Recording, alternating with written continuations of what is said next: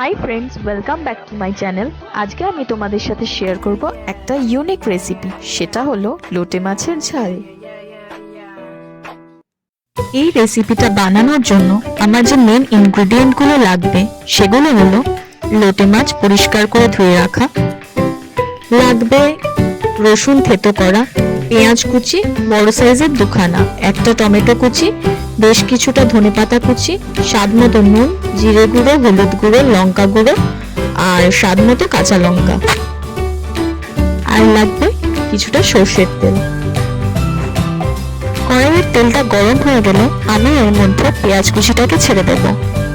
পেঁয়াজ কুচিটা ভালোভাবে নাড়াচাড়া করতে থাকবো যতক্ষণ না সেটা ঠিকঠাক ভাবে ভাজা ভাজা হয়ে যায়।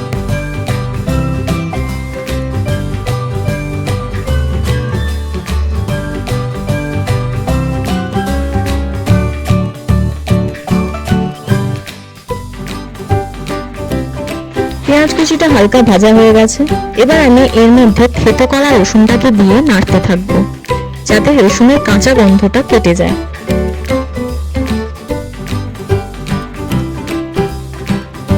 এরপরে আমি টমেটো কুচিগুলোকে পেঁয়াজ রসুনের মধ্যে দিয়ে দেব, দিয়ে ভালোভাবে সেটাকে নাড়তে থাকবো।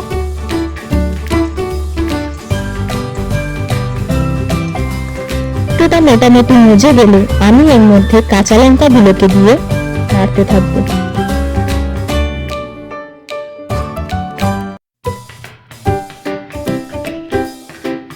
সবকিছু মোটামুটি ভাজা ভাজা হয়ে গেলে এর মধ্যে আমি দিয়ে দেব 2 টিস্পুন লঙ্কা গুঁড়ো, 1 টিস্পুন হলুদ গুঁড়ো, 1 টিস্পুন জিরে গুঁড়ো আর স্বাদ মতো নুন দিয়ে সেটাকে ভালোভাবে নাড়াতে থাকবো।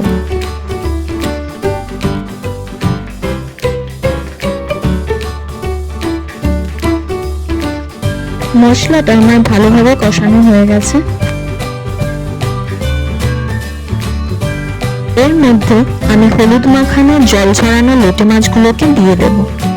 এখানে মোটামুটি 1 কেজি লোটে মাছ রয়েছে, সাথে কাঁচা লঙ্কাগুলো দিয়ে দেব।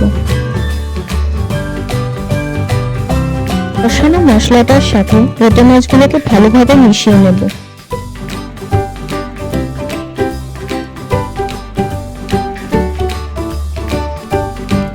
মেশানো হয়ে গেলে এর মধ্যে আমি মশলা ধোয়া কিছুটা জল দিয়ে দেব।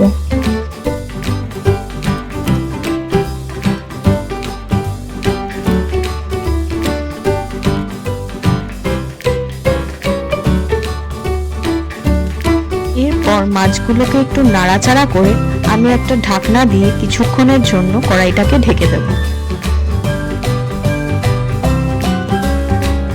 তরকারিটা বেশ ভালোভাবে ফুটতে শুরু করে দিয়েছে।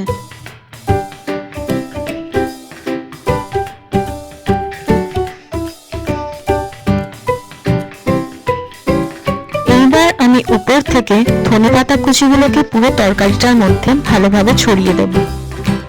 ব্যাস, এবার একটু শুকনো করে নিলেই রেডি হয়ে গেল লোটে মাছের ঝাল। এটা অবশ্যই ট্রাই করো আর জানিও তোমাদের কেমন লাগলো।